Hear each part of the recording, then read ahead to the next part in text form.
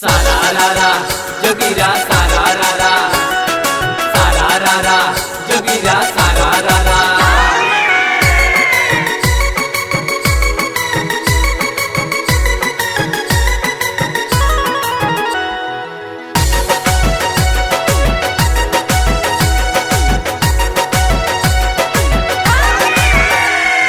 मस्ती में रहे पूरा भारत हो, होली 2021 मुबारक हो।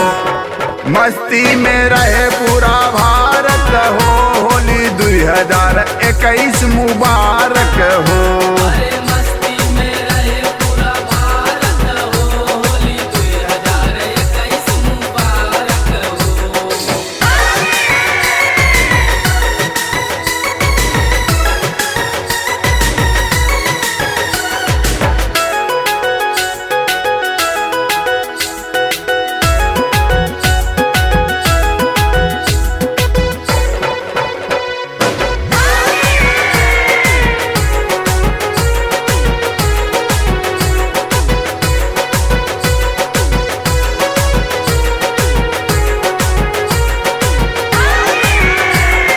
पिए बदे क्वार्टर अद्धा मुबारक, बउआ मुबारक हो विस्की मुबारक, गिरे बदे नारी गड्ढा मुबारक। खरा मुबारक हो नहरा मुबारक। अरे यार किसने ये सब का बोलते हैं नौड़ा बउड़ा। अरे जा गुरुजी ने इस काम चलाइला काल दूसरे को बुलाएंगे। पिए बद क्वार्टर अद्धा मुबारक, गिरे बद नाली गड्ढा मुबारक। जहाँ मिले पैगरह मारत हो, होली 2021 मुबारक हो। अरे मस्ती में रहे पूरा भारत हो, होली 2021 मुबारक हो।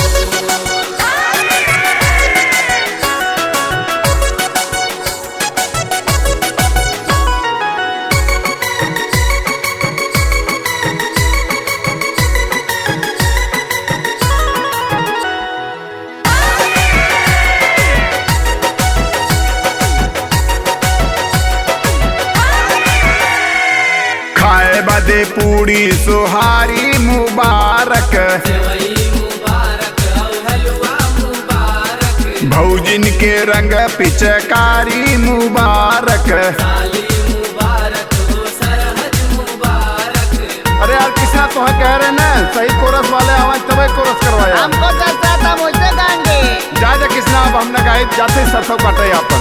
अरे अरे गुरुजी को सात दिन रस्ते के और रस के और बगाया जा। खाए बदे पूरी सोहारी मुबारक, भौजिन के रंग पिचकारी मुबारक। अबिरा गुलाल रहे झारत हो, होली 2021 मुबारक हो।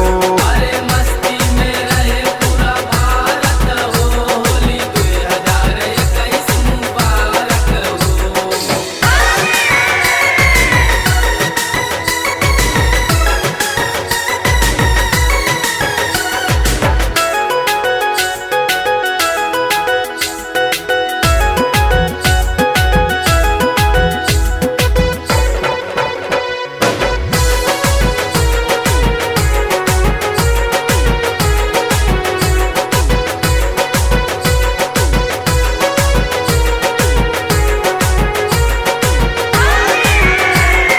जनता के खाली महंगाई मुबारक, जीएसटी मुबारक नोटबंदी मुबारक, नेतन के काली कमाई मुबारक। चोरी मुबारक घूसखोरी मुबारक।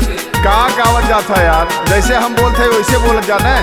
अरे यार इनसे से अच्छा था गोविंदा पंकज प्रीतेश अप्पे, अरे राजू शिव कुमारो तो गावत रहन कोरस कहत रहन न। छोड़ा जा जाए इसमें के काल हम नाला सुपारा से बोलवा ले सबके। जा भाई तुझे जा एक कौड़ी महंगा है। जनता के खाली महंगाई मुबारक, नेतन के काली कमाई मुबारक। देदी सुरेंद्र असुगारत हो, होली 2021 मुबारक हो।